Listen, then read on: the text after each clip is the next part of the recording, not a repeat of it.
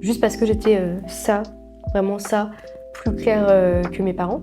Ouais. Et en fait, ça a toujours été...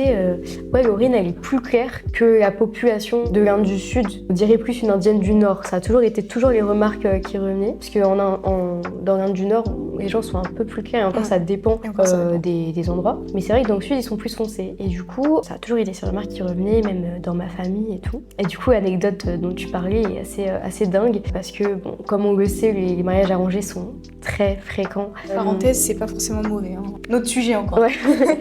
Et donc, il y avait un monsieur qui venait chez moi pour rencontrer ma famille, pour potentiellement marier ma cousine. Ok. Donc, ma tante me prévient, me dit bon, il y a sa famille qui va venir et tout. Je précise que ce monsieur a 30 ans, comme ma cousine. Je précise ton âge aussi. Et je précise qu'à cette époque, j'avais 13 ans. Ok. Et ma tante me dit bon, écoute, pourquoi tu n'irais pas dans ta chambre pendant qu'il y a la famille? Moi, je trouvais ça bizarre. J'étais en mode, mais...